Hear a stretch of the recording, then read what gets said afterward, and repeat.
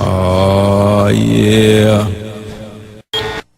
And now, our feature presentation. Nothing on earth happens purely by accident.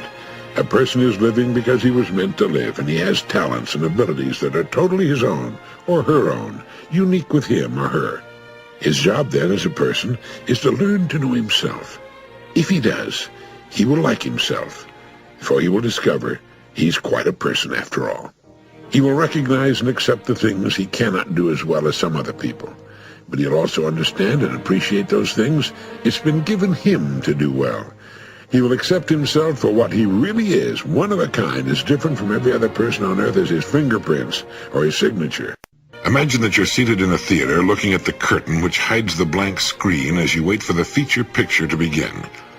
What will this picture do for you? How will it affect you? What impact will it have on your life? Will you feel moved, perhaps even to tears? Will you laugh at a comedy or feel terrified at the crises faced by the hero or heroine? Will you feel wonderful waves of love and compassion or surges of resentment? All these feelings will pulse through you and more. For the picture you will see is about the most fascinating person in the world, yourself. In this theater, which is in the mind and heart of each of us, you are the producer, director, writer, actor or actress, hero, and the villain. You are the film technician up in the booth, and the audience which reacts to this thrilling drama. The exciting story unfolding upon this inner screen is one which is invented every second of your life, yesterday, tomorrow, but most important, right now. You watch the image upon that screen, and you invent the image upon that screen right now. Will the story have a happy ending? Is it full of happiness and success, or sorrow and failure? The storyline is already there, and the discerning eye can tell the direction in which the story will go. But one realization can comfort you. Since you are the dramatist, the director, and the actor, you can change the story as it unfolds, now, this instant, and for your whole lifetime. It seems that you can make this a success story. You can be the hero and conquer the villain. You can make this a heartwarming story which will enrich the lives of all who know you, rather than a drab mechanical tale, a chronicle of boredom. It's all inside you. It all depends on what you do with an image you carry inside you, an image which is your most important tool for good or for ill. It all depends on you and your self-image. The self-image is your own conception of the sort of person you are. It's a product of past experiences, successes and failures, humiliations and triumphs, and the way other people react to you, especially in early childhood. From these factors and from others, you build up a picture of yourself which you believe is true. The picture may be false, and in many cases is false, but the important fact here is that you act just as if it were true. For all intents and purposes, it is true. If it's a good, healthy, successful self-image, fine, but if it can stand some improvement, you can change it for the better and start getting the kind of results such a change will bring about. Our thoughts, habits, even our abilities must be those of the person we believe ourselves to be. We can set new limits in place of old ones, but we can't surpass the limits of our current self-image. There's a story about a Wisconsin farmer who was walking through his fields one day when he stumbled over a little glass jug in his pumpkin patch. Out of curiosity, he poked a young pumpkin through the neck of the jug, being careful not to break the vine. Then he placed his little experiment back on the ground and walked away. When harvest time came, the farmer was working his way down a row of big ripe pumpkins when he again came upon the glass jug. But this time it looked different. Picking it up, he discovered that the young pumpkin he'd poked inside now completely filled its glass prison. Having no more room, it had stopped growing. The farmer broke the jug and held in his hand a runt pumpkin, less than half the size of all the other pumpkins and exactly the shape of the jug. Well, people aren't pumpkins, but our self-image is something like that jug. It determines the size and kind of person we become. The similarity ends with the fact that we can remove our self-imposed limitations by enlarging our self-image. We form a mental picture of ourselves through experience, and we can change that picture the same way, through experience. If the actual experience we need is not available to us, we can, according to self-image psychology, create that experience synthetically. Now, scientists agree that the human nervous system is incapable of distinguishing between actual experience and the same experience imagined vividly and in complete detail. Worry is a good example of this synthetic experience. When a person worries about something, he projects himself mentally, emotionally, even physically, into a situation that hasn't even occurred. The man who worries intensely about, well, say, failure, finds himself experiencing the same reactions that accompany actual failure, feelings of anxiety, inadequacy, and humiliation, and eventually headaches and an upset stomach. As far as his mind and body are concerned, he has failed. And if he worries about it long enough, if he concentrates on failure intensely enough, he will upset himself to the extent that he will fail, and he'll get sick. Now, everything can be used in either of two ways, positively or negatively, constructively or destructively. Worry is the negative use of creative imagination. It's a negative synthetic experience. But most people apparently never realize that positive results, just as real as the negative results of worry, can be achieved through using our imagination constructively. The man who worries about failure is unwittingly defeating himself. He's feeding his mind the wrong data. If he spent the same amount of time visualizing success as he spends thinking about failure, he could reverse the process of synthetic experience. Instead of anxiety, he could develop confidence, self-assurance, poise, and a feeling of well-being would replace apprehension.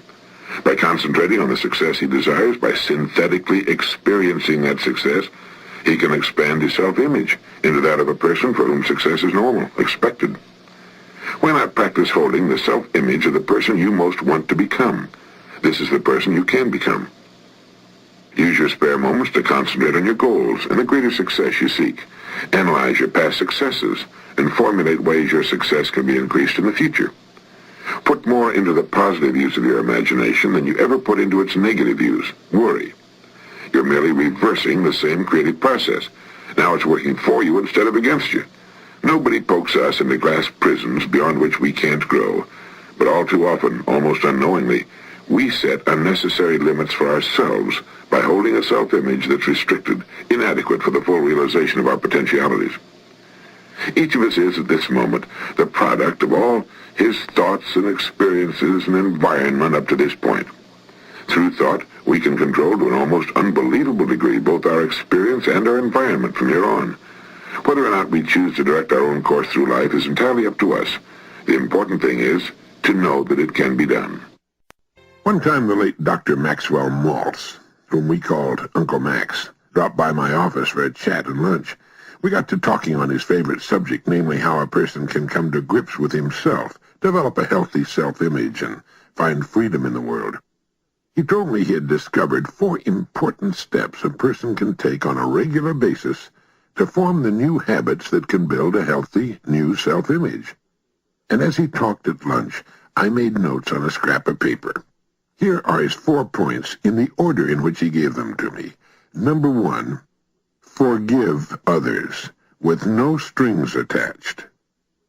You must clean the slate absolutely. Forgive every person against whom you might hold some kind of grudge. Clean the slate.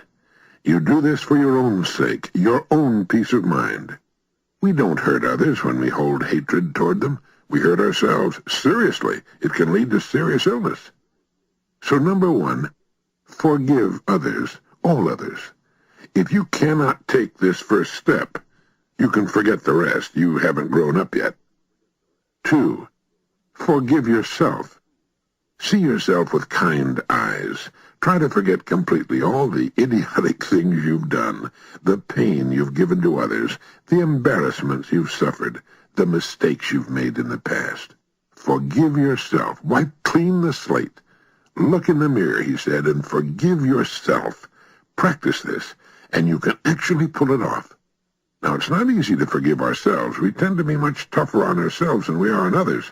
But the fact is, blame doesn't help. It's a destructive emotion. See yourself with kind eyes. That's number 2. Number 3, see yourself at your best. As Dr. Maltz put it, we can start the day in frustration or confidence. Take your pick. Now, the intelligent thing to do is to pick confidence, if it's at all possible. There are bad days, but it's better to begin the day in a confident mood than in a mood of frustration. And number 4, keep up with yourself. Don't worry about what others are doing or what others have done or have. Keep your pace. It's different from the pace of others. It's faster than some. It's slower than others. Forget the Joneses, and don't feel guilty about moving ahead of some of your contemporaries. The person who deliberately holds himself down to a slower pace just to be one of the gang is a fool. Keep up with yourself. Live the life you want to live. Earn what you want to earn in serving others, and do what you want to do. Live your own life, and don't be too concerned about how others are living theirs. 4 steps to a healthy self-image. 1. Forgive others. 2. Forgive yourself. 3. See yourself at your best. Choose confidence instead of frustration. And 4. Keep up with yourself. March to your own drummer, and don't worry about what others are doing. You know, the words "know thyself" are still 2 of the most important words ever put together. You know why people sometimes, quite often as a matter of fact, have inferiority complexes? It's because their thinking is based on a false premise. The false premise is that they compare themselves to other people. Well, this is actually something they should never do, since no 2 human beings are alike. Everybody on Earth is inferior to everyone else on Earth in certain areas, and superior in other areas. This is why the well-adjusted person, the person who knows himself, isn't bothered because he can't dance as well as so-and-so or play golf or bridge as well as someone else. It would be completely impossible for any one human being to be as good at everything as every other human being. In his fine book, Psycho-Cybernetics, Dr. Maxwell Maltz wrote, "Inferiority and superiority are reverse sides of the same coin.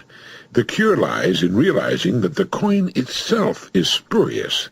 You are not inferior or are not superior. You are simply you. You as a personality are not in competition with any other personality simply because there's not another person on the face of the earth like you, or in your particular class. You're an individual. You are unique. You are not like any other person. You're not supposed to be like any other person. And no other person is supposed to be like you." The doctor went on to write, "God did not create a standard person and in some way label that person by saying, 'This is it.' He made every human being individual and unique, just as he made every snowflake individual and unique. God created short people and tall people," Dr. Maxwell Maltz wrote, "large people and small people, skinny people and fat people, black, yellow, red, and white people. He's never indicated any preference for any one size, shape, or color. Abraham Lincoln once said, 'God must have loved the common people, for he made so many of them.' He was wrong. There is no common man, no standardized common pattern. He would have been near the truth had he said, 'God must have loved uncommon people, for he made so many of them.' Anybody could make himself feel inferior if he didn't realize that he's unlike any other human being who ever lived on Earth. If he understands fully and completely, intellectually and emotionally, that he is a unique and different individual, he cannot have an inferiority complex. How could he? Since there's no standard against which to judge if every person is different, and every person is different, man and woman. Nothing on Earth happens purely by accident. A person is living because he was meant to live, and he has talents and abilities that are totally his own, or her own, unique with him or her. His job then as a person is to learn to know himself. If he does, he will like himself, for he will discover he's quite a person after all. He will recognize and accept the things he cannot do as well as some other people, but he'll also understand and appreciate those things it's been given him to do well. He will accept himself for what he really is, one of a kind, as different from every other person on Earth as his fingerprints or his signature. A human being is the finest, the noblest, the most godlike creature ever produced on Earth.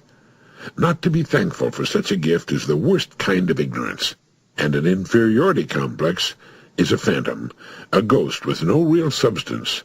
In the light of knowledge, it disappears. Of all the traps and pitfalls in life, self-disesteem is the deadliest and the hardest to overcome, for it is a pit designed and dug by our own hands, summed up in the phrase, "It's no use, I can't do it." The penalty of succumbing to it is heavy, both for the individual in terms of material rewards lost and for society in gains and progress unachieved. On those days when we're most subject to fearful unbelief in ourselves, when we most doubt ourselves and feel inadequate to our task, isn't it precisely then that we're most difficult to get along with? We simply must get it through our heads that holding a low opinion of ourselves is not a virtue, but a vice. Jealousy, for example, which is the scourge of many a marriage, is nearly always caused by self-doubt. The person with adequate self-esteem doesn't feel hostile toward others. He isn't out to prove anything. He can see the facts more clearly, isn't as demanding in his claims on other people. The housewife who felt that a facelift might cause her husband and children to appreciate her more really needed to appreciate herself more. Middle age, plus a few wrinkles and a few gray hairs, had caused her to lose self-esteem. She then became supersensitive to innocent remarks and actions of her family. And so here's Dr. Maxwell Maltz's prescription for restoring your self-esteem. Stop carrying around a mental picture of yourself as a defeated, worthless person. Stop dramatizing yourself as an object of pity and injustice. You know, the word esteem literally means to appreciate the worth of. Why do men stand in awe of the stars and the moon, the immensity of the sea, the beauty of a flower or a sunset, and at the same time downgrade themselves? Did not the same Creator make man? Is not man himself the most marvelous creation of all? This appreciation of your own worth is not egotism unless you assume that you made yourself and should take the credit. Do not downgrade the product merely because you haven't used it correctly. Don't childishly blame the product for your own errors like the schoolboy who said, "This typewriter can't spell." But the biggest secret of self-esteem is this. Begin to appreciate other people more. Show respect for any human being merely because he's a child of God and therefore a thing of value. Stop and think when you're dealing with people. You're dealing with a unique, individual creation of the Creator of all. Practice treating other people as if they had some value, and surprisingly enough, your own self-esteem will go up. For real self-esteem is not derived from the great things you've done, the things you own, or the mark you've made, but an appreciation of yourself for what you are. If you're lacking in self-esteem, it's because you don't understand who or what you really are. If you'll take the time to learn more about yourself, you'll be delighted at what you discover. The self-esteem that comes from knowing we can be in charge of our own lives. I think this is what gives us self-esteem. All of a sudden we realize that, as the old poem has it, Invictus, I am captain of my fate, I am master of my soul. I'm in charge here, and this is wonderful. I think most people start out with a wonderful self-image. I think babies, little children start out just, so with it, so full of life and fun, and then they're ground down quite often by their environment and pushed into little rigid cubby holes into which they're forced to work and live, and they don't always come out of it all that well. People are individuals. There are no two human beings alike. The possibility of there being two human beings alike, the possibilities are so remote, so staggering that it probably has never happened and will never happen, except in the case of single-egg twins, I suppose. So a person is a single, original human creature. He is different in certain ways from all other human beings. Yet when he gets into kindergarten and into school, he's forced to be like all the other little kids. He has the same desk, he has the same pencils, does the same studies. He begins to be pushed into a part of a group. Now, it's important to work as a part of a team. It's important to be a good team worker. It's important to be a good team member. It's important to do your part in that kind of an arrangement. But he lives so much of that, and his mother tells him that you shouldn't do that, you shouldn't do this. Good little boys don't do that. Good little girls don't do that.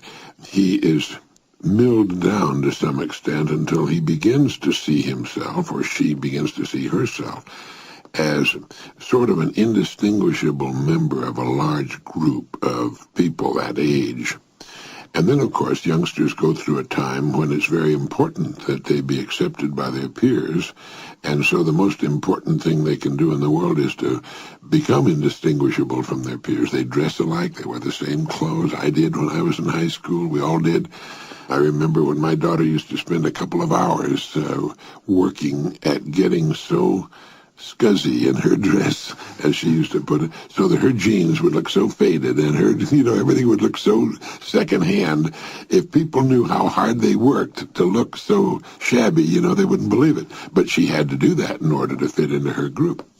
And, of course, we go through that. Then in college, the same thing goes on. People in college are, again, fit into groups, and they get into things like social psychology and that, and they are, in many ways, socialized as persons. Quite often, the individual is lost sight of in all of this big, thick melange of things that goes on. And what someone needs to do is keep reminding them every day, hey, remember now, you're a distinct individual with distinct possibilities. And, of course, they don't do that. Lewis Mumford has written that the great mass of comfortable, well-fed people of our civilization live lives of emotional apathy and mental torpor. Lives of enfeebled desire, second-hand, derivative lives. And he said the Greeks had a word for this pallid simulacrum of real existence. They called it Hades. One of the fastest-growing groups in our society is the inner-directed now. They're really coming out of it. I think that's partly been responsible for the phenomenal growth of our corporation, because more people now are shaking off the old shibboleths. They're shaking off the old myths and stories, and they're saying, I'm going to do it. I'm going to make it. I'm going to really live this life. And in so doing, I'm going to render the greatest possible service. Sidney Harris began his strictly personal column back in 1943. He had a number of books published, all of which I think I own and enjoy. One of my favorite columns was one in which he told about walking with a friend of his to the newsstand. His friend bought a paper, thanking the vendor politely. The vendor didn't even acknowledge it. A sullen fellow, isn't he? Harris commented. Always that way every night, shrugged his friend. Then why do you continue being so polite to him? Sidney Harris asked. Why not? Inquired his friend. Why should I let him decide how I'm going to act? As Harris thought about the incident later, it occurred to him that the operating word was act. His friend acts toward people. Many of us react toward them. He has a sense of inner balance lacking in many of us frail and uncertain creatures. He knows who he is, what he stands for, and how he should behave. No boor is going to disturb the equilibrium of his nature. He simply refuses to return incivility with incivility, because then he'd no longer be in command of his own conduct, but a mere responder to others. When we're enjoined in the Bible to return good for evil, we look upon this as a moral injunction, which it is, but it's also a psychological prescription for our emotional health. Nobody is unhappier than the perpetual reactor. His center of emotional gravity is not rooted within himself, where it belongs, but in the world outside him. His spiritual temperature is always being raised or lowered by the social climate around him, and he's a mere creature at the mercy of these elements. Praise gives him a feeling of euphoria, which is false because it doesn't last and it doesn't come from self-approval. Criticism depresses him more than it should because it confirms his own secretly shaky opinion of himself. Snubs hurt him, and the merest suspicion of unpopularity in any quarter rouses him to bitterness or aggressiveness or querulousness. Only a saint, of course, never reacts, but a serenity of spirit cannot be achieved until we become the masters of our own actions and attitudes, and not merely reactors to other people's feelings. To let another determine whether we shall be rude or gracious, elated or depressed, is to relinquish control over our own personalities, which is ultimately all we possess. The only true possession is self-possession. A wise man once wrote, "To be human is to feel inferior. Did you know that there's probably not a human being alive who doesn't have feelings of inferiority? He or she may not be born with them, but such feelings are soon developed. Will Rogers said we're all ignorant only about different things, and it's also true that we are all inferior in different ways. The person with a healthy, happy attitude toward his or her world recognizes his or her inferiorities as a normal part of being human. The neurotic or unbalanced people hate themselves for their inferiorities. They feel they represent weaknesses and abnormalities when they really do nothing of the kind. Well-adjusted people frankly admire others for their talents and abilities without feeling envious. In fact, they don't even bring themselves into comparison at all. They're happily resigned to the fact that they're not the best-looking, best-built, smartest, most talented, fastest, cleverest, funniest, most engaging people on earth. Without even thinking about it, they seem to know that every person is a potpourri of strengths and weaknesses inherited from all of his ancestors. No two of them were alike, but each one has a slightly different strong point with the standard collection of weaknesses. If we have knobby knees or big feet or an off-kilter figure, or have to wear glasses or fail to cause people of the opposite sex to tear at our clothes as we walk down the street, or can't do complicated mathematical equations in our heads, we still represent that which we've been given. The most intelligent and healthy thing we can do about it is to make best use of what we do have, and what we have is considerable. The experts say that each of us has deep reservoirs of ability, even genius, that we habitually fail to make use of. We fail to make use of our own private and individual talents because we're caught up in the absurd and impossible game of trying to be like other people who could no more be like us than we could be like them. We forget that other people feel inferior too. Since there's no one else on earth just like us, how can we be inferior? We are, each of us, one of a kind, defying rigid comparison by any measuring stick. The next time you're in a room full of people, remember that every one of them feels inferior to some degree in many areas, just as you and I do. Consider your strong points. Be yourself, and join the human race. Try to concentrate on things that take your mind and your interest away from yourself.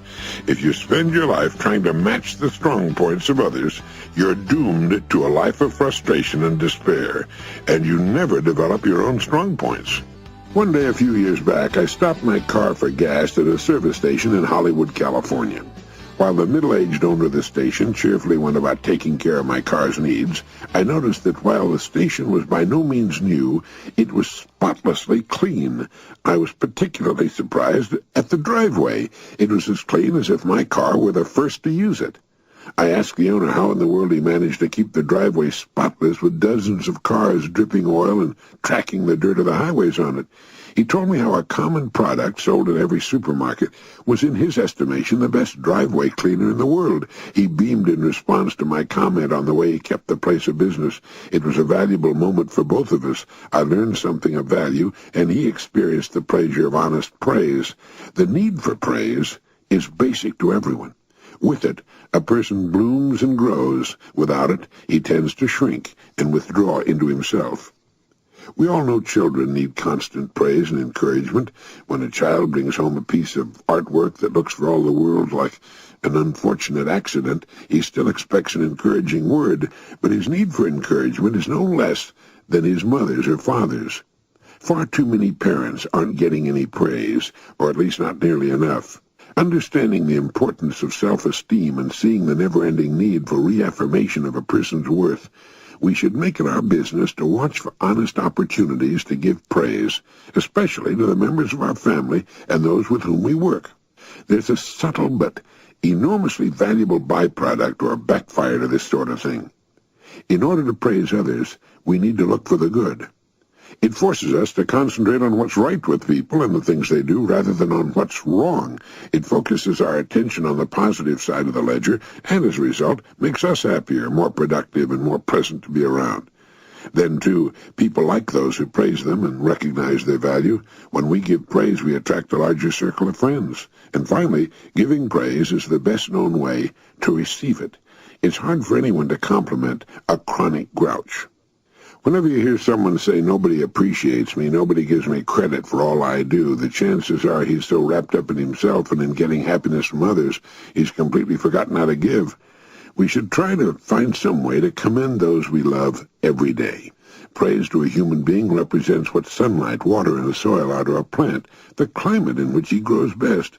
He doesn't just want it, he needs it, as he needs the air he breathes. Molière said, "The most agreeable recompense which we can receive for things which we've done is to see them known, to have them applauded with praises which honor us." My father was a regular and avid reader of the old Zane Grey books. That's how I got hold of them, which invariably, or so it seemed, began with a stranger riding into town. He was tall, lean, always covered with alkali dust. Cool gray eyes peered evenly from under straight brows, and his hand hovered near the 6-gun strapped to his thigh. He had no friends or acquaintances, and seemed to like it that way. He was a man of few words, and kept his own counsel. His world consisted of little more than himself, his horse, and usually the bad guy he was after. Well, it makes a good story, and everyone seems to be intrigued by this sort of man of mystery. But in real life, it's a lonely way to live, especially since few of us have horses these days. You can't know too many people, and we'd all be better off if we could overcome our natural timidity where strangers are concerned, if we could open up more.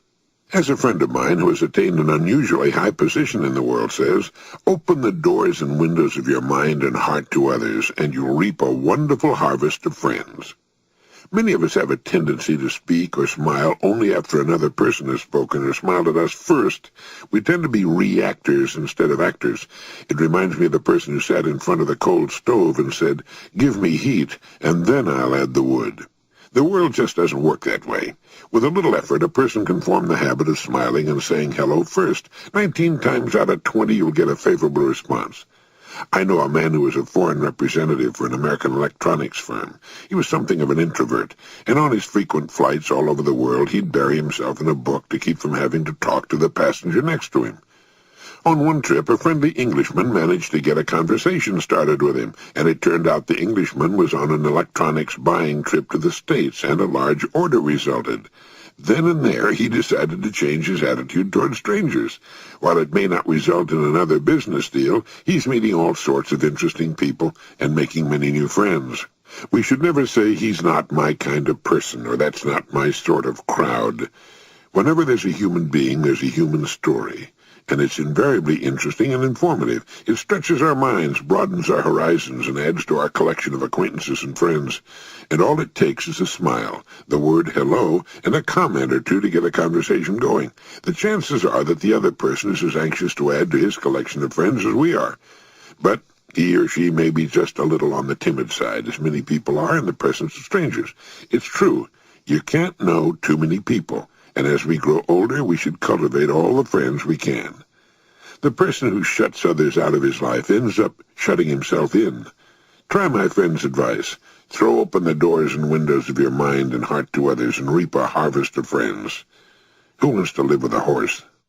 Anyone who has ever been called upon to perform before a crowd is familiar with one of the most exquisitely terrifying experiences known to man. It's called stage fright. It, like other fears, must be faced to be conquered. There's simply no other way to whip it, if indeed it ever can be completely whipped. Every actor knows the steel-fingered hand that closes like a giant claw on his vitals during the 30 seconds before the scene begins. Every person who's ever made a speech to a large gathering knows the shadow of fear that stands with him in the wings, the dry mouth, the trembling hands, the quaking in the stomach, and the trembling at the knees. And there's only one logical thing to do. You simply dive in and start swimming. The next time won't be quite so bad, but it'll be very bad for many, many times.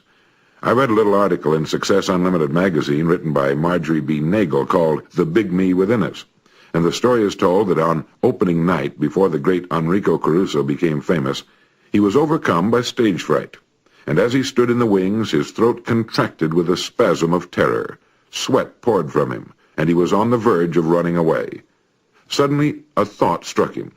He thought to himself, the little me on the outside is strangling the big me on the inside. The me that wants to sing, that can sing, must come out. And then Caruso began a kind of whispered shout. The audience couldn't hear him, but it frightened the other members of the cast and the stagehands. He said in a loud whisper, "Get out of the way! Get out! Get out!"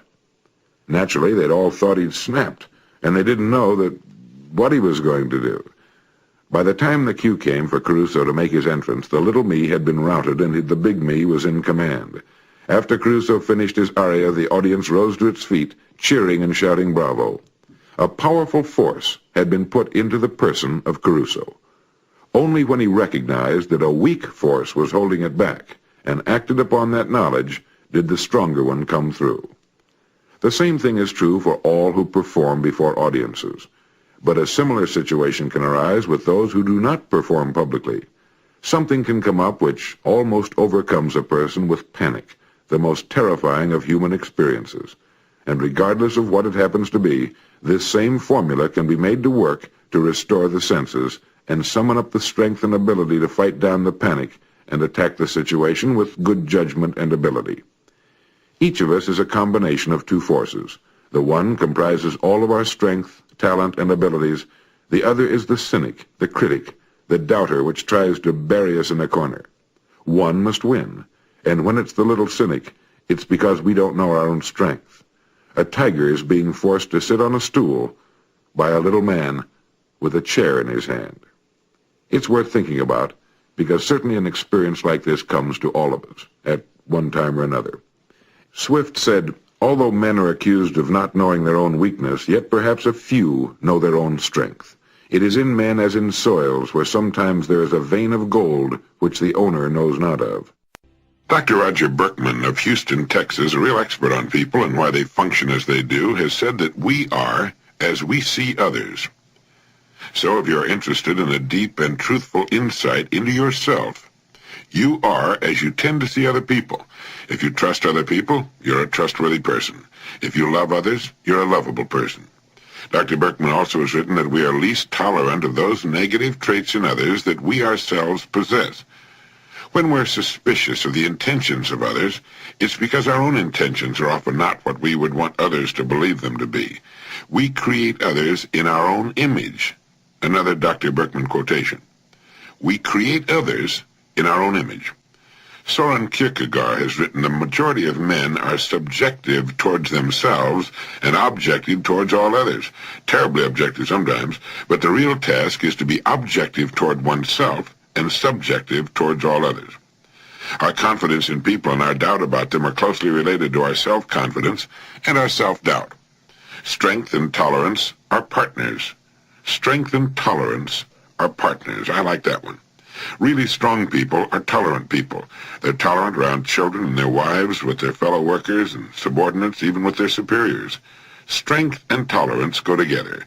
You can make a pretty accurate assessment of your true strength as a person by measuring your degree of tolerance. So how are you doing in the tolerance department? My friend Jack Davis provided me with a good idea in this department. Next time you meet someone who does not behave as you do, no matter what his age, color, creed, or class, instead of asking why he acts as he does, why not, just as a mental exercise, step outside yourself and find out why you act or react as you do? The tolerant person says to himself, when he sees someone doing or saying something that he doesn't understand, I wonder what his reason is for doing or saying that. There must be a reason there. And remember that we are least tolerant of those negative traits in others that we ourselves possess. I used to become furiously angry at drivers who would block the pedestrian crosswalk at intersections, until one day I found myself doing it. Sometimes it's difficult to see the oncoming traffic from behind the pedestrian walkway, and there's a tendency to pull out on it when there are no pedestrians. Then you're still stuck there when along comes a pedestrian who has then to walk around the front of your car.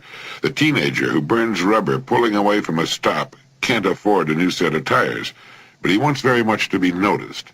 It's his way of saying, please look at me. I'm driving a car. Not well, but I'm driving. Young people dress and wear their hair in the current fashion because they want to belong to the group. They don't want to be outcasts. We dress to please our own group the same way. Looking behind what people do and keeping in mind their rights will go a long way towards building tolerance. As Kierkegaard put it, the majority of men are subjective towards themselves and objective towards all others, terribly objective sometimes. But the real task is to be objective towards oneself and subjective toward all others. And here's something we should read or listen to once a day for the next 45 years.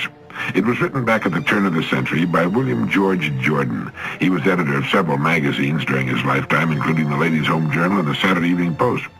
He wrote, "Calmness is the rarest quality in human life.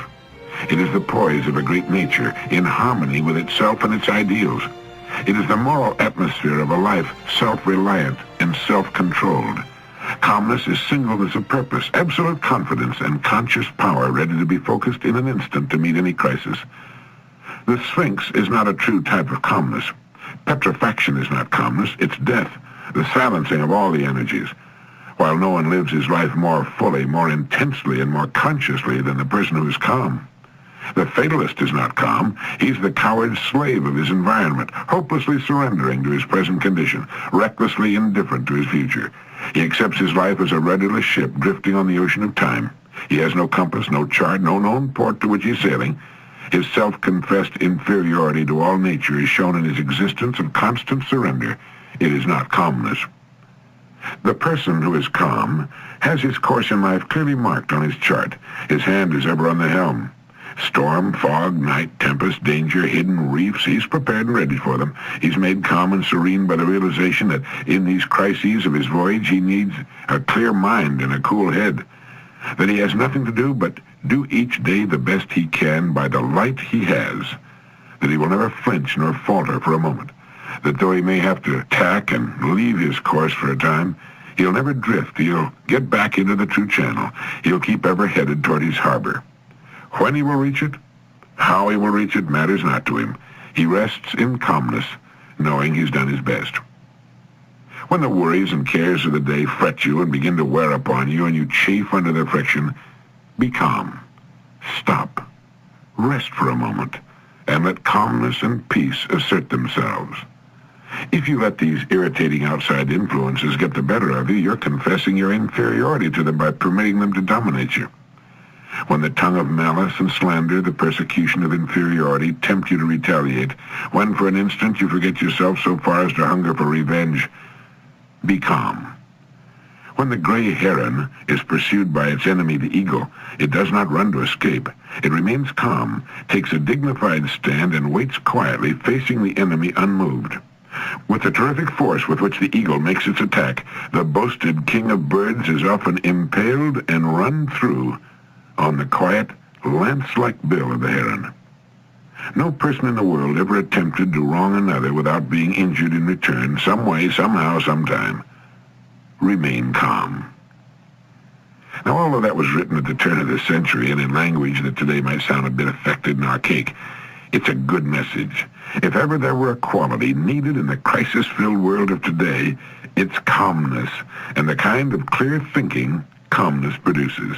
I wonder how improved our days would be if we would make it a point to go over that little message every morning.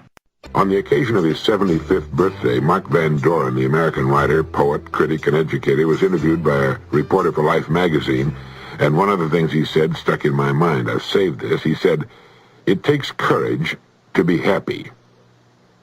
Now, in those 6 words, he said a great deal. Any person can wallow in misery and self-pity. It's easy to rail against the world and its injustices. Easier still to sit down and do nothing, like the famous hound dog with its tail in the crack. But it takes courage to be happy.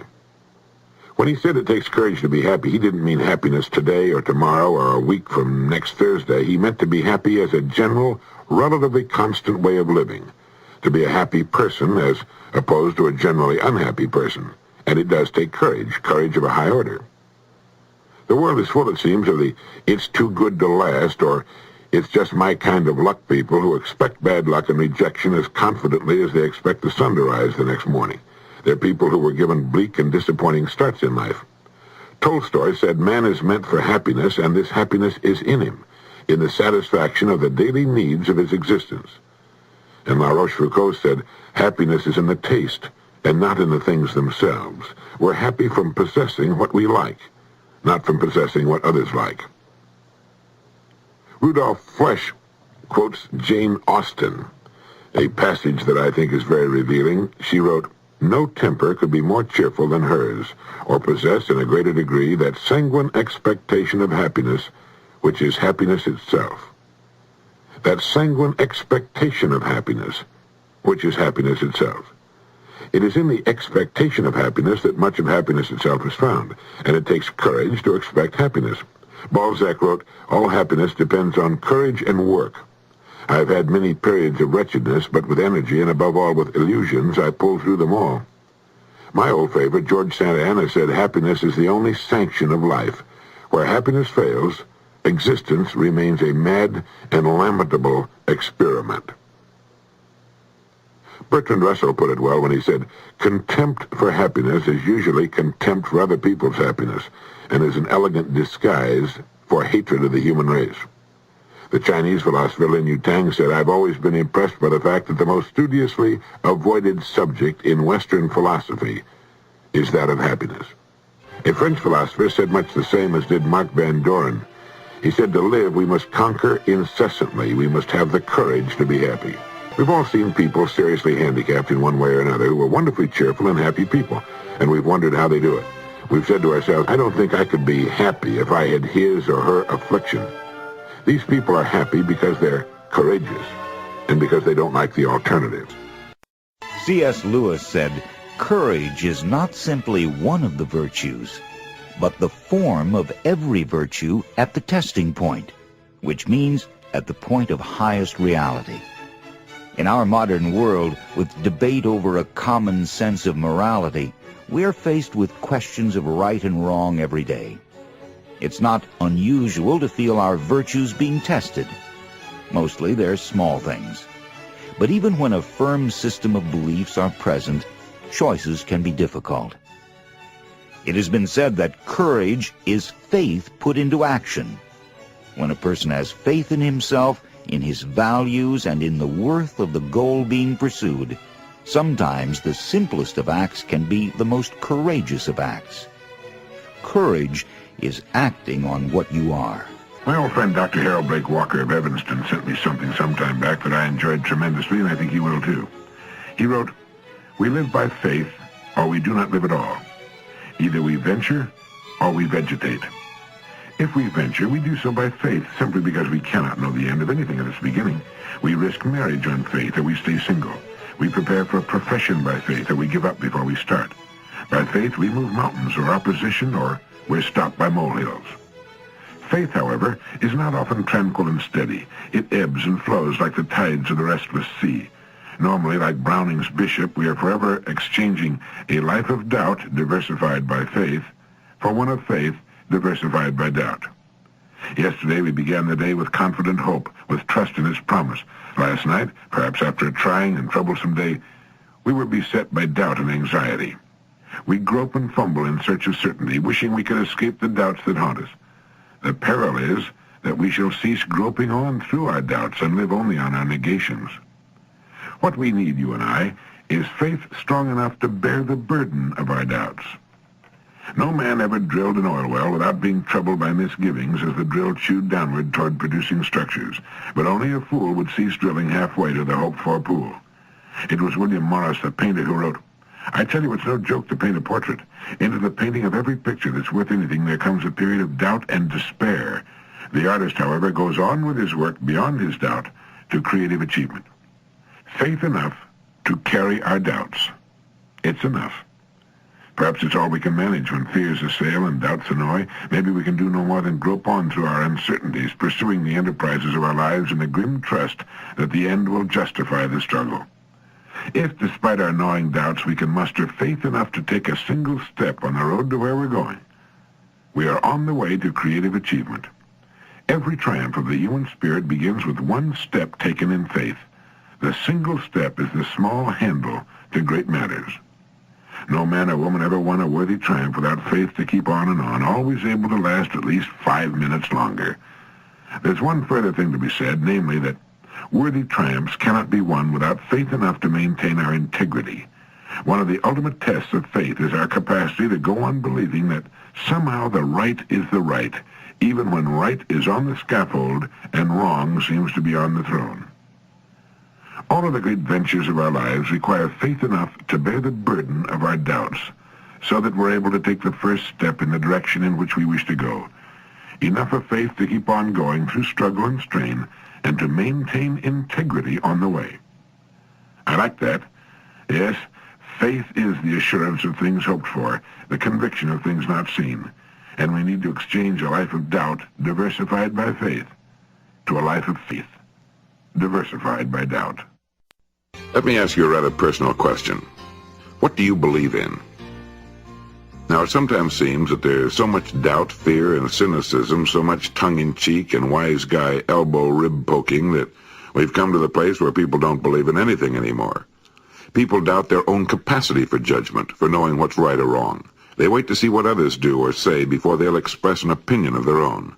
So, what do you believe in? Now, this is not an unimportant question. It's as vital that each of us decides exactly what he does believe in as anything else, and I'll tell you why. It is what you believe in that will determine the course of your life, what happens to you, and your ultimate destiny. The great truth, as you believe, so shall it be done unto you, seems to go almost unnoticed today. But that's the way it works. What you believe in is what will happen to you. For belief is faith, and faith is still the greatest power on earth. A young medical student was being examined by a board of distinguished doctors to determine whether or not he would receive his license to practice. And they asked him, "Why do you want to be a physician?" And he replied, "I've known I was going to be a doctor for as long as I can remember. There's simply no question about it. I'm going to be a practicing physician, and a good one." He didn't beg the question. He told them he was going to be a doctor. They had no choice in the matter. The difference between faith and wanting or wishing is that with faith we know what's going to be. With the others, we're only hoping. It's what we believe that makes us the kind of people we are. The greater our faith, the greater we become. People who let others do their thinking for them, who will not venture forth an opinion on any subject until they're sure that what they say will be met with approval and acceptance, do not believe. They conform to a picture of what they think others want them to be like. They are chameleons, ready to take on any hue their surroundings demand. They have no deep anchors of belief, and so drift aimlessly on the surface of life. So when I ask you, what do you believe in, I meant, what do you have faith in? What would you be willing to risk everything you have on, because of the certainty of your belief? If a person believes he's not much of a person, that's what he is. If he believes that he has value, that there's no other person on earth exactly like him, and that he has an important contribution to make, and that he can reach the goals he sets for himself, these things are then true and will come to pass. People remain where they are because they believe that's where they ought to be, and they rise to new heights of achievement and ability because they believe they will. The greatest teachers who ever lived, men whose minds soared far above those of their times and whom we still read and believe, said that according to our faith will it be done unto us. And that, my friend, is the way it works. There are no arguments, no exceptions, no hair-splitting. What do you believe? Then that's what you are. The worst thing that can happen to a person is to lose his belief in something great and important to him. For with belief gone, faith is gone. And when that's gone, there isn't anything left. The name of this book is Edward R. Murrow's book, This I Believe. I talked about this once before on this program, and it's quite a thing. Edward R. Murrow writes in the foreword of the book, he says, "In the autumn of 1940, when Britain stood alone, when the bombers came at dusk each evening and went away at dawn, I observed a sign on a church just off the East India Dock Road. It was crudely lettered, and it read, 'If your knees knock, kneel on them.' I quoted that sign in a broadcast to America that night, but didn't fully understand it. For even in those dark days, I could observe no more kneeling or knocking knees than at the time of Munich.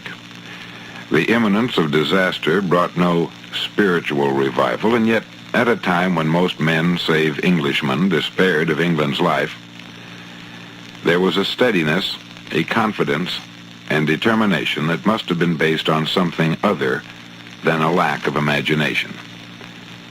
We all remember the almost unbelievably gallant stand made by Great Britain when she was threatened with extermination. As the months wore on and the nights lengthened and the casualty list mounted, I became more concerned to try to understand what sustained this island people.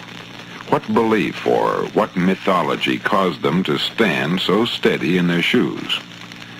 In part, it was ignorance of their own weakness. In part, it was a reluctance to appear obvious by expressing doubt as to the ultimate outcome. But at bottom, this calm confidence stemmed from a belief that what they were defending was good. That Englishmen had devised a system of regulating the relationship between the individual and the state which was superior to all others and which would survive even though cold military calculations concluded that the state was doomed. Well, there was little logic in this British belief. Unconsciously, they dug deep into their history and felt that Drake and Raleigh and Frobisher and Hawkins and Cromwell and all the rest were looking down at them, and they were obliged to appear worthy in the eyes of their ancestors. But above everything else, they believed. They believed not only in themselves, but that they were fighting against evil things, and the fight was worthwhile. No democracy has been nearer the fire and survived than was Britain in that long winter. And one reason for survival was that the nation did not betray the things in which it believed.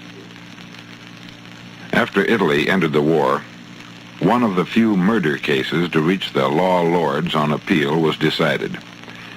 An Italian citizen, long-time resident in Britain, had been convicted by the lower courts of killing a British seaman one night, and the High Court reversed the verdict and set the Italian free. And in the pubs and in Parliament and on the buses and in newspaper offices, this was regarded as the normal functioning of British justice.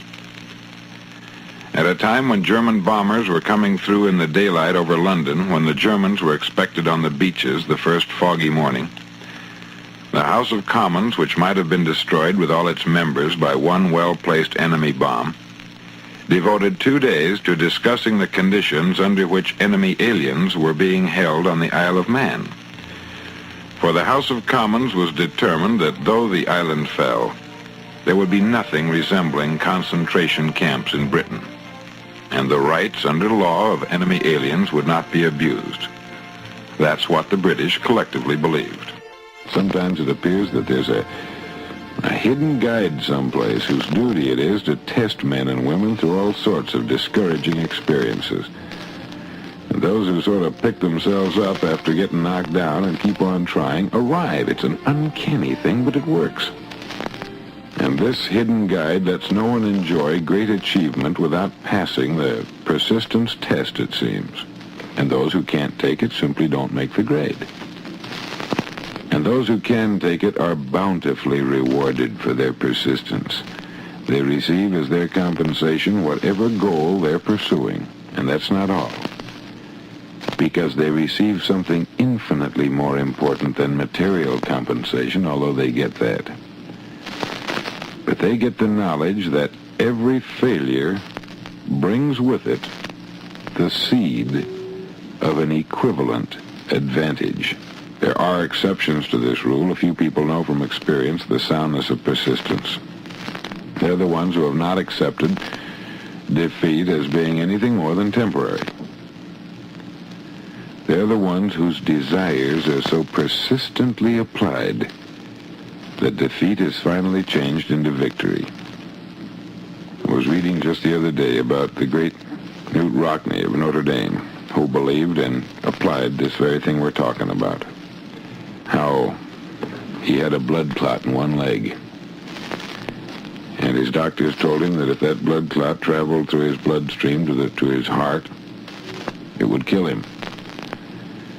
But the Notre Dame team were playing far from home that day, and he insisted on being taken to the game in a stretcher. So they flew him or put him on the train or something. They got him to where the game was to be played.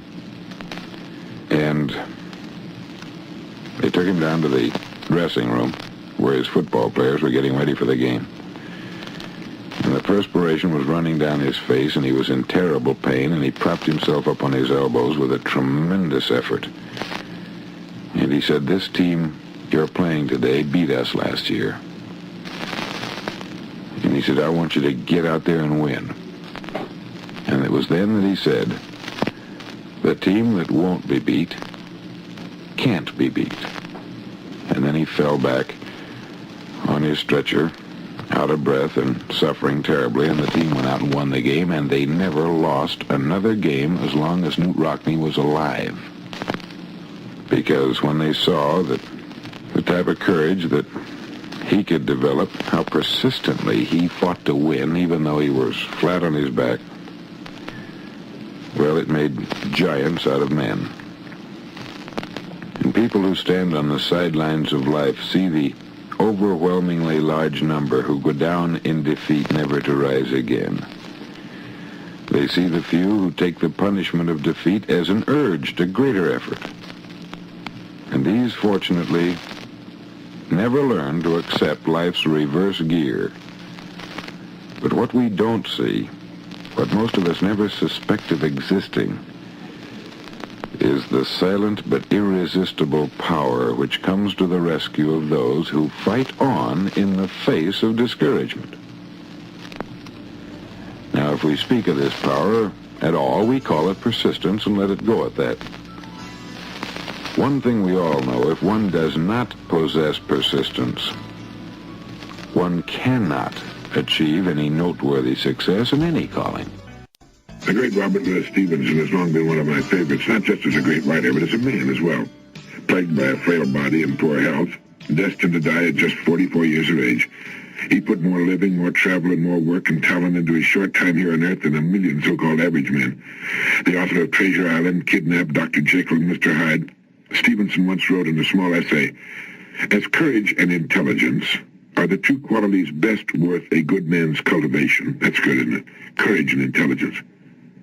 So it is the first part of intelligence to recognize our precarious estate in life, and the first part of courage to be not at all abashed before the fact.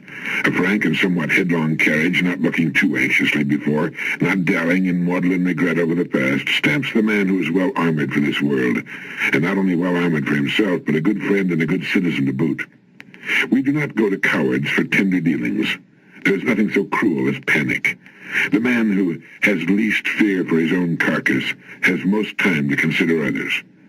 So soon as prudence has begun to show up in the brain like a dismal fungus, it finds its first expression in a paralysis of generous acts.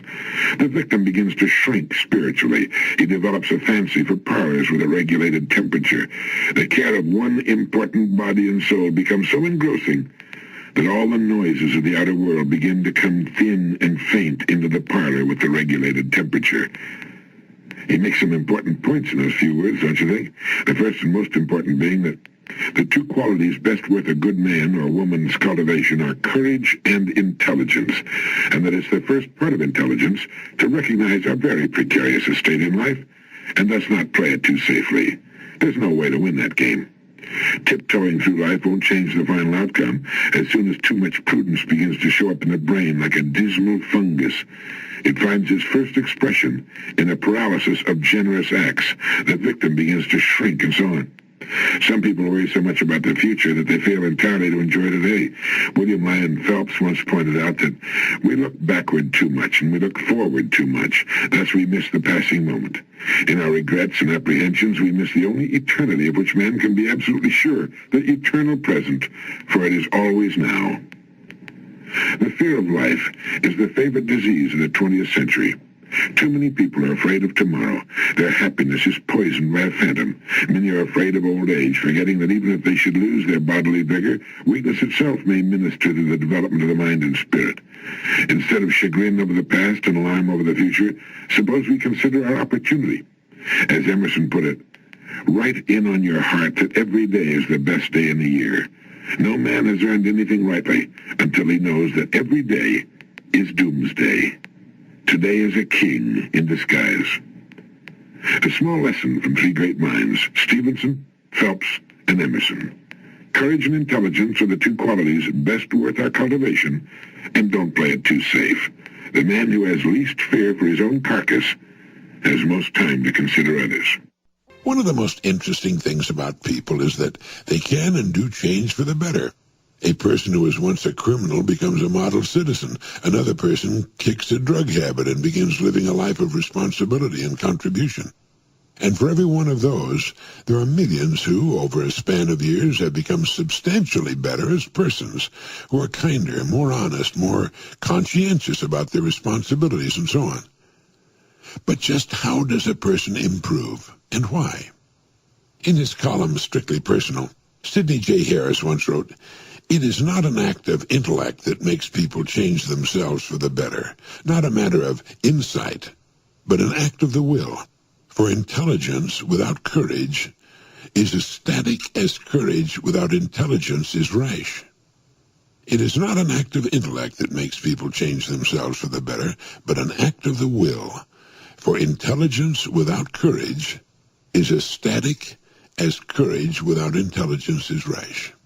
It is intelligence with courage that results in the necessary act of the will we need in order to bring about constructive change in ourselves. The person who breaks a bad and destructive habit does so by an act of the will. His intelligence tells him that he has a bad habit. It may be a work habit, it may be a study habit or non-study habit, it might be a drug habit. It can be any sort of non-productive or destructive habit. Any person with a bad habit knows about it. His intelligence informs him.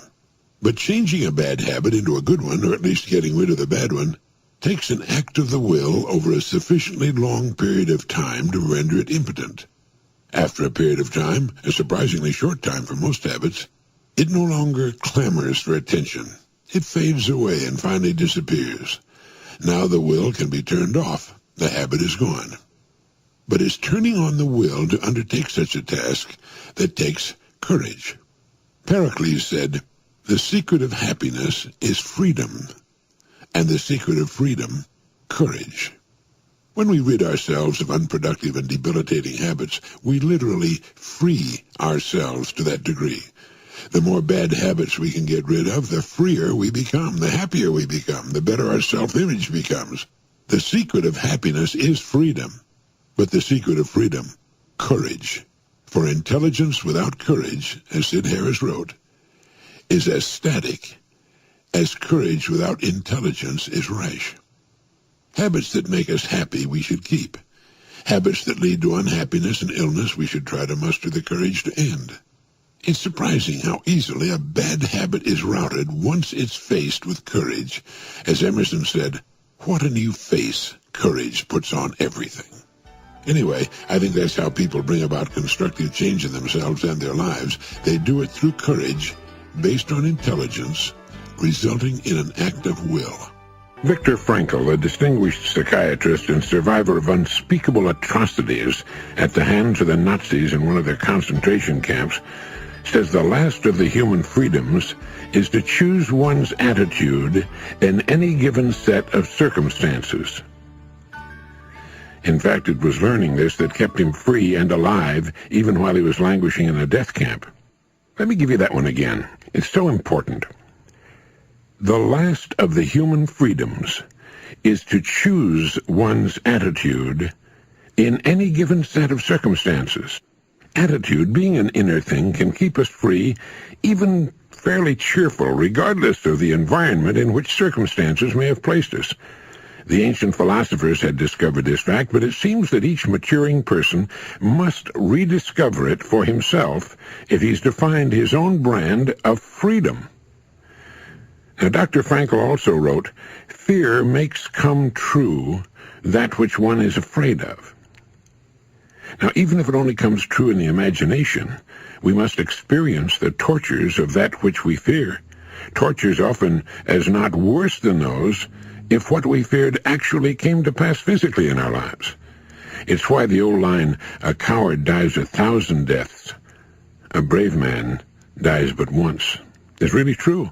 Fear makes come true that which one is afraid of.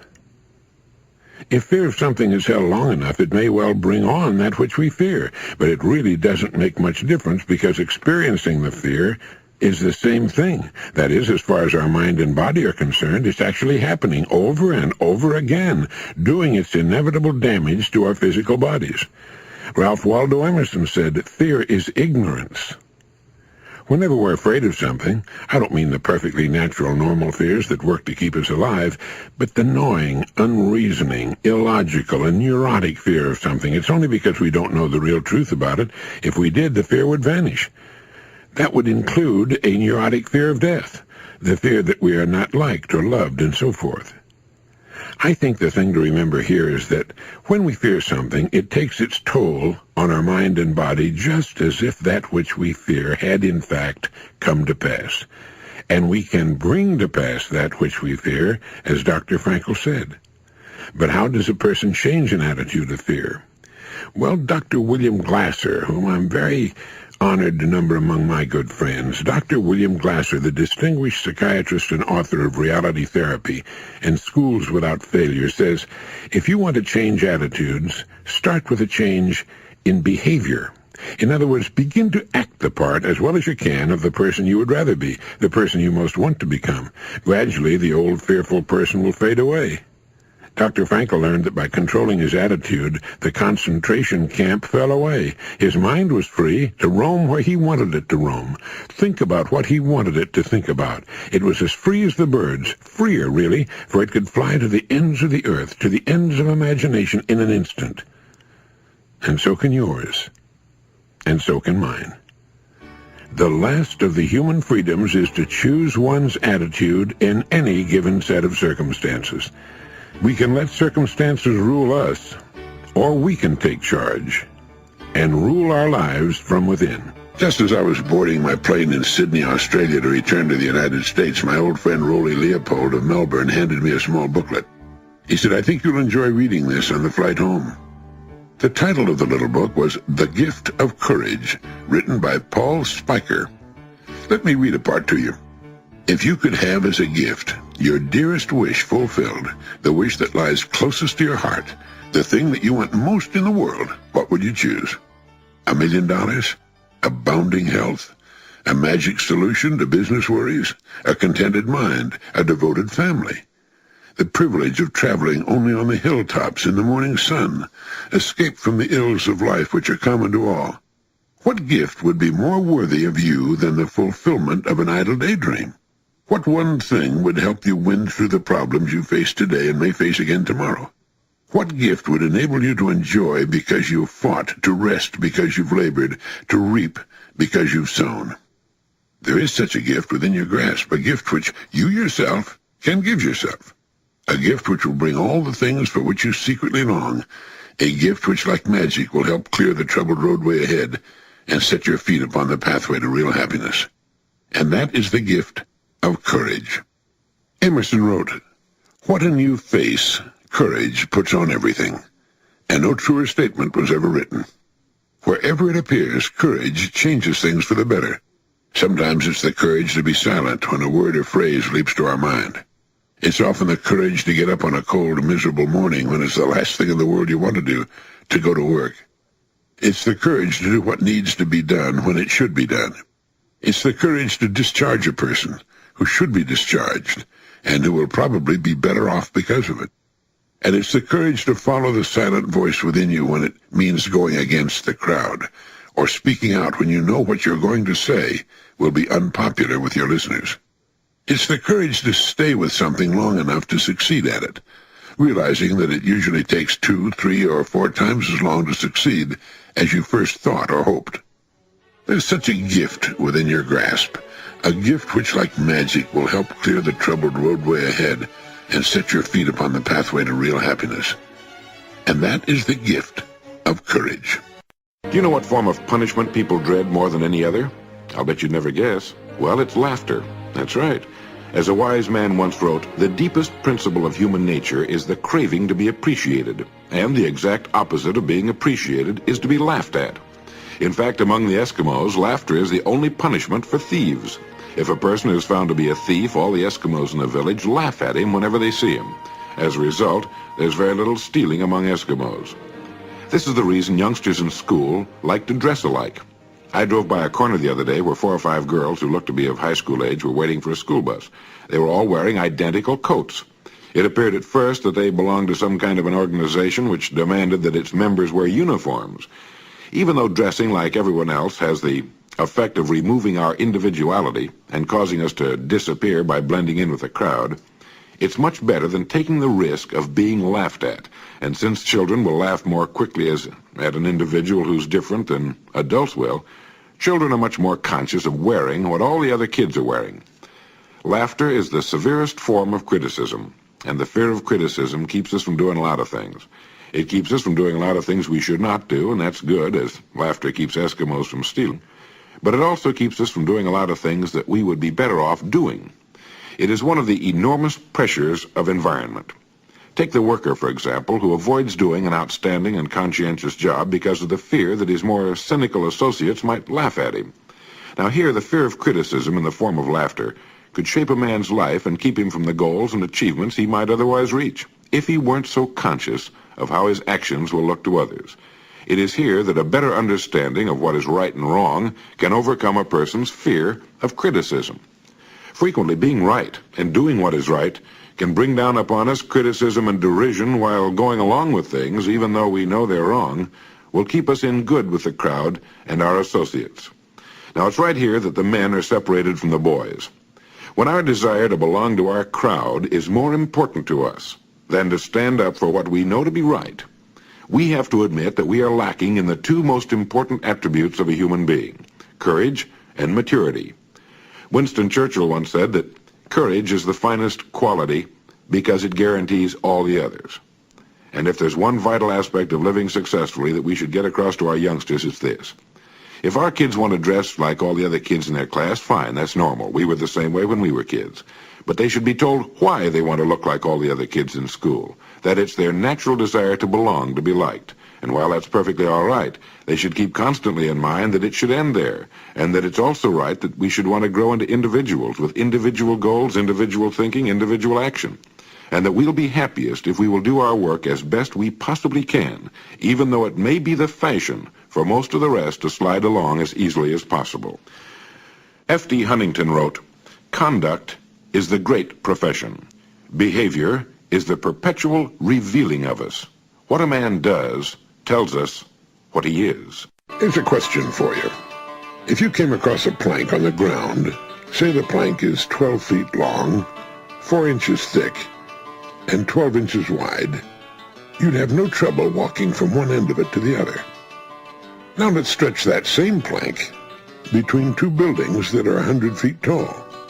With nothing under you except 100 feet of air and a street down below, would you walk the same plank now? Same plank, same distance, but a different, more demanding situation. And let's say you're telling your family, gathered around the dinner table, about something in which you believe very much, your philosophy of living, for example. Now change the setting to an auditorium. You're standing on the stage before 1,000 people. How would you feel about making the talk now? You'd be saying the same thing in the same way, but the setting has changed. Walking the plank and making the talk are easy for you in one set of circumstances. Without changing your performance at all, but changing the setting, a new element is introduced, one that alters your mental attitude considerably, and that element is fear. Fear of what might happen. Fear of what might happen under this new set of circumstances turns two perfectly simple and natural performances into occasions of great risk, so great that you might refuse to do either of them. Since you know perfectly well that you can walk the plank if it's on the ground, it stands to reason you can walk the same plank anywhere else. If you can make a talk under one set of circumstances, you can make the same talk, and just as interesting, under any other conditions. But fear seems to keep us from taking a formula we know will work under one condition and applying it to a larger situation. The fear of what might happen holds us back. We permit ourselves to fail by default rather than run the risk of failing as a result of having made the effort to succeed. Now, it's not important that we walk the length of the plank, whether it's on the ground or high in the air, and it's not too important whether we make our little talk to the people in the auditorium, perhaps. But how many things are there at which we succeed, at which we could be successful on a much larger scale? It's all a mental game. We play the whole thing out in our minds, and it's there, not in actual practice, that we win or lose. No one can even guess how much is lost by the so-called average person simply because he fears to make the attempt. His fear of failure in his own eyes and in the eyes of his family and friends, and the possible loss of a small stake, raises a formidable wall between his reality and his dream. So he contents himself to peek at his dream over the top of the wall and wait. Wait until conditions are better, or Uncle Charlie dies and leaves all that money. But waiting just seems to make the wall grow higher. Conditions seem to remain about the same, and Uncle Charlie's going to outlive everybody in the family. And finally, even on tiptoes, you can't see over the wall anymore. It's too high now, and it's too late. Well, so what? It was just an idea, a dream. Yes, that's all it was, just an idea, a dream, but what could it have been? What might it have been if you'd scrambled over that wall before it got too high? You remember when Robert N. Manry, a copy editor at the Cleveland Plain Dealer, sailed from the United States to England in a 13.5-foot sailboat? 3,200 miles across the North Atlantic in a boat so small you'd hesitate to take it out on Lake Michigan or Long Island Sound as small craft warnings were flying.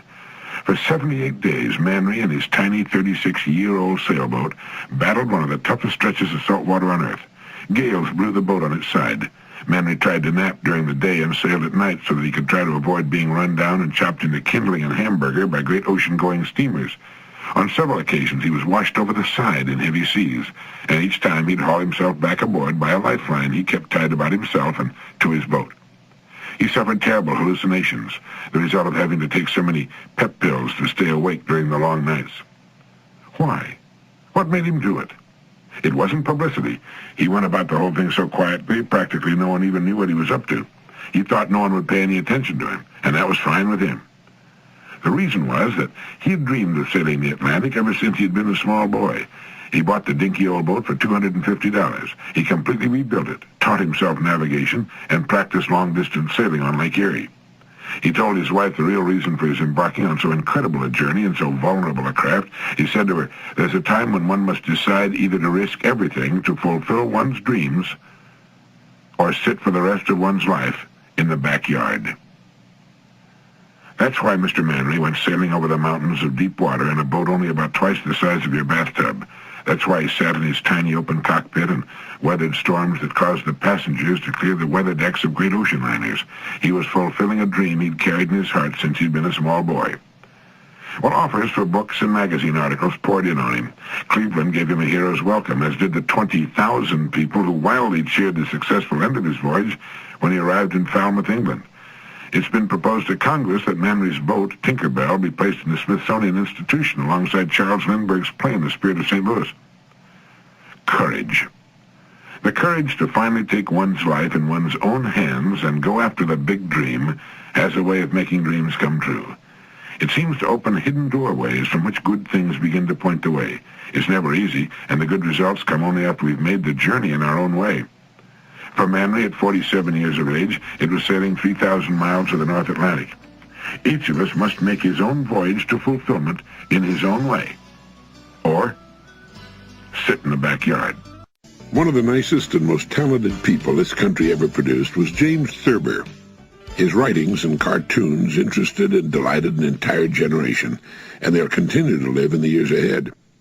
I had the interesting experience of listening to an interview that had been taped some years before James Thurber died, and for the first time discovered why he was blind. When asked about his blindness, he said that he had been shot in the eye with an arrow in 1902 when he was just 8 years old.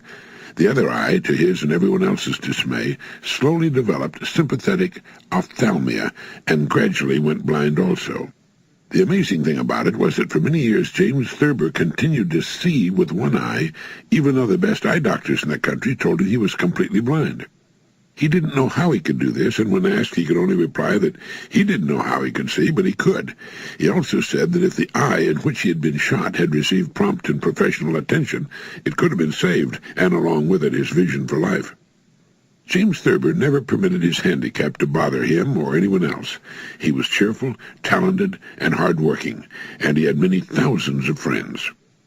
James Thurber was born in Columbus, Ohio in 1894. He became the managing editor of the New Yorker magazine, to which he contributed so many of his humorous articles and cartoons. He was a gifted and highly skilled writer, and permitted nothing to appear in print that he had not first edited and re-edited until it was as good as he could make it. He was probably best known to the general public for his character Walter Mitty, the shy, wife-dominated common man who found release from his humdrum existence in fanciful daydreams of performing heroic acts. In his imaginings, he was the captain of a speeding hydroplane, getting passengers through the storm, or a highly skilled surgeon saving the life everyone else had given up for lost. This particular story got wide circulation and was made into a motion picture. The next time you visit your library or bookstore, ask for something by James Thurber. It's fine writing, and it'll make you laugh. If you still haven't read his story, The Secret Life of Walter Mitty, do so by all means. It'll make you laugh at yourself, which is the healthiest kind of laughter. And it was written by a great person who saw humor and interest in almost everything, even though he was blind. James Thurber. Colton wrote, "Times of general calamity and confusion have ever been productive of the greatest minds. The purest ore is produced from the hottest furnace, and the brightest thunderbolt is elicited from the darkest storms." Here's a line worth remembering. It was written by Balzac. "By resorting to self-resignation, the unfortunate consummate their misfortune." There's a world of truth and a world of unnecessary suffering in that statement. The only thing that can keep misfortune hanging around is self-resignation, giving up. Makes you wonder how many thousands, perhaps millions, of fine people stay on the bottom of the pile because they've formed the habit of saying, "Well, that's the way things are," or "That's the way the old ball bounces." Now, that would be all right for cows and pigs. They have to take life as it comes, but it's the very thing a person does not have to do. If things are going badly for him, he can change things and cause them to become good. If he isn't making enough money, he can find ways of earning more. If he doesn't like his neighborhood, he can move. If he doesn't like his job, he can quit. If he doesn't like being ignorant, he can get an education. He can, as a matter of fact, do anything he wants to do. But as a rule, he doesn't know this. So he shrugs his shoulders, gets a sad look on his face, stands still, does nothing, and says, "Well, that's the way it is." If everybody had said that from the very beginning, we'd still be running around without any clothes on, throwing rocks at each other. Let's go back to Balzac's little epigram. He said, "By resorting to self-resignation, the unfortunate consummate their misfortune." In other words, by wallowing in self-resignation, the unfortunate cause a bad situation to get worse and stay there. Every human being on Earth is going to suffer a setback from time to time. Setbacks are a part of life, as are fires, floods, tornadoes, hurricanes, and earthquakes. But fortunately, the human being is a builder and a rebuilder, and he rebuilds better than he builds. He doesn't sit in the aftermath of the storm and resign himself. He builds better next time, so the damage won't be as great or even hurt him at all. That's how skyscrapers evolved from mud huts. Outside of death and taxes, we don't have to resign ourselves to anything. And if the situation is bad, unfortunate, or unpleasant, self-resignation, as Balzac pointed out, will only consummate the fact. To my mind, there are few people more to be pitied than the sighers, resigners, and shoulder-shruggers, those who would rather complain than think, who would rather bleat than take action, who would rather ask for help than help themselves. If you know people like that, it's a good idea to keep away from them unless you're very strong. They'll infect you with their virus, splash you with their mud, and they're almost impossible to help. Like rag dolls, they'll flop right back down again the minute you turn loose of them. Just make sure you don't adopt any of their fatal habits. When things start to look bleak, remember that you have the power to change them, and that you're the only creature on Earth with that kind of power. Build better and stronger next time. Do something about it. Change a bad situation into a good one. Don't ask how. Figure it out for yourself. It's been written that it's often better to have a great deal of harm rather than a little happen to one. A great deal of harm may rouse you to remove what a little harm will only accustom you to endure. This is a story about what can happen to a loser. When he was a little boy, the other kids called him Sparky, after a comic strip horse named Sparkplug. Sparky never did shake that nickname. School was all but impossible for Sparky. He failed every subject in the 8th grade. Every subject. He flunked physics in high school, received a flat 0 for the course. He distinguished himself as the worst physics student in his school's history. He also flunked Latin, and algebra, and English. He didn't do much better in sports. Although he did manage to make the school's golf team, he promptly lost the only important match of the year. There was a consolation match, however, and Sparky lost that, too. Throughout his youth, Sparky was awkward socially. He was not actually disliked by the other youngsters. No one cared that much. He was astonished if a classmate ever said hello to him outside school hours. No way to tell how he might have done at dating. In high school, Sparky never once asked a girl out. He was too afraid of being turned down. Sparky was a loser. He, his classmates, everyone knew it, so he rolled with it. Sparky made up his mind early in life that if things were meant to work out, they would. Otherwise, he would content himself with what appeared to be his inevitable mediocrity. But there was one thing that was important to Sparky: drawing. He was proud of his own artwork. Of course, no one else appreciated it. In his senior year of high school, he submitted some cartoons to the editors of his class yearbook. Almost predictably, they were rejected. Despite this particularly painful rejection, Sparky was so convinced of his artistic ability that he decided to become a professional artist. Upon graduating from high school, he wrote a letter to Walt Disney Studios. He was told to send some samples of his artwork, and the subject matter for a cartoon was suggested. Sparky drew the proposed cartoon. He spent a great deal of time on it and the other drawings. Finally, the reply from Disney Studios came. He was rejected once again. Another loss for the loser. So Sparky wrote his own autobiography in cartoons. He described his childhood self, the little boy loser, the chronic underachiever, in a cartoon character that was soon to become famous all over the world. For the boy who failed every subject in the 8th grade and whose work was rejected again and again was Sparky Charles Monroe Schultz. He created the Peanuts comic strip and the little cartoon boy whose kite would never fly, Charlie Brown. Winston Churchill said it all in a speech he once made during World War II. Never give up. Never give up. Never, never give up. William Ellery Channing wrote something a long time ago that I like. He called it Man's Will to Rise. It goes like this. You may see thousands with every opportunity of improvement which wealth can gather, with teachers, libraries, and apparatus bringing nothing to pass, and others with few helps doing wonders, and simply because the latter are in earnest and the former not. A man in earnest finds means, or if he cannot find them, creates them.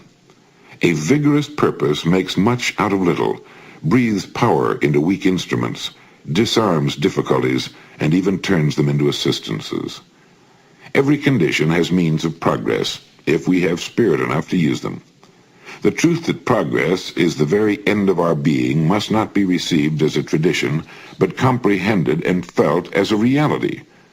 A man is to cultivate himself because he is a man.